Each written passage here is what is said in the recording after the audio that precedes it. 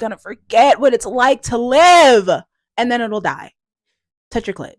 What's up, y'all, and welcome back to Sex Talk. I am inspired by Hillman Talk. If you are not on TikTok anymore, I'm sorry, but I have been seeing so many Black teachers, Black creators taking this time to educate people on their area of expertise and hosting classes and having a full syllabus. Now, I am not a teacher. I did not go to school for sex education. However, I am just a lady that has had sex. I decided to do my own research and share with you all research and information that you may not have gotten in your sex ed class. Buckle in, sit down, get your pen and paper. First up, 97% of people have sexual fantasies. So don't feel bad for being a freaky little freak.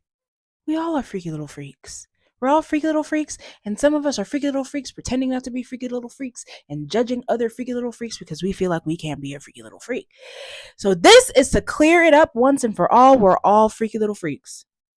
Let your freak flag fly. Woo! Number 2, women get erections too. The clitoris gets hard with arousal. It's made up of the same tissue as a penis. Having too much sex or using large toys or interacting with large penises will not ruin your vagina or stretch it out. Our vaginas are fortified to push out a human. Are you kidding me? And you think that motherfucker just fucking can't snap back in shape? Fuck you. I can promise you the vagina is not under any danger with your little wee-wee, okay? Or a toy.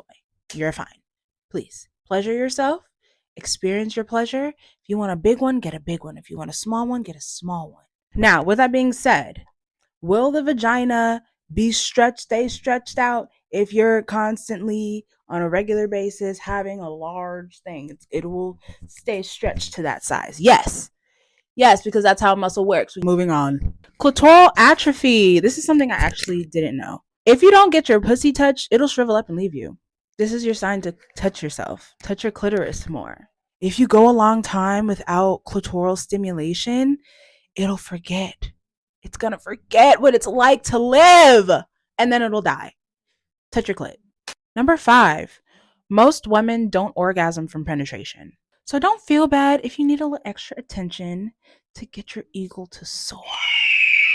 Number 6, the egg chooses the sperm. In all of this world of misogyny and the man getting to choose and the man is this and the man. How about the egg chooses the primo sperm that gets to fertilize? And it's not based on who gets there first. You got the best shit, you get to fertilize this egg. If you don't, I don't care if you got here first. Turn you away. I have the right to refuse service. Number 7, sex toys are unregulated. I did not know this either. Some toys are made from materials that are prohibited from use in children's toys. Avoid purchasing toys from third-party sellers. Since it's unregulated, third-party sellers have less of a vested interest to make sure they're putting out a good product as far as our health goes. So make sure you're buying from trusted places who value people's vaginas and genitalia and pleasure. The most effective sex toy is your voice. Not only just to communicate your boundaries and say when you like something or just to communicate with your partner to see how they're feeling, but also using it to turn them on. Cute little breathy whisper in their ear. And another trick that I learned. Let's say you're having sex and the other person said something sexy and you can't hear what they said. Me being me, that's happened many a time. And I just, huh? I don't know what you said. Instead of saying, huh, you say, let me hear you, or say it louder. Something along those lines. Number 9, sex should never hurt. I'm going to say it again. Sex should never hurt. Contrary to what most of us have learned, there should never be an instance where you are in pain, and that means that everything's a-okay, up to great. No, it's not. It means you need to stop. Either reposition, figure out something else, your body's just not liking. But if it's a continuous pain, you need to go to the doctor and figure out what's going on. Don't let nobody tell you that shit is normal. Even your first time, Your vagina is meant to stretch. If the person that you're engaging with is preparing properly, meaning foreplay, getting your vagina aroused, getting your mind aroused, your body ready for it, and not just ramming it in there, it should be a pleasurable experience because your pussy's wet, your clitoris is hard, and you ready to go. Your eagle is ready to soar.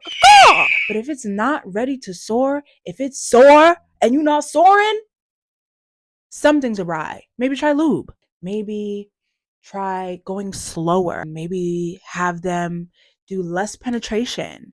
Maybe only putting half of whatever you're using inside of you instead of the whole thing. Maybe even just the tip, and don't feel bad about it. If at any point the person that you are engaging with tries to make you feel bad for communicating that something is painful for you and that you need to keep adjusting, stop. They don't deserve no more coochie. Now we're going to round it all up with the last one. Sex is medicine. It's medicine. A life full of good sex is good for your stress levels, your immunity, your mood, your heart health. Good sex is a healer, okay? It just changes your whole brain chemistry.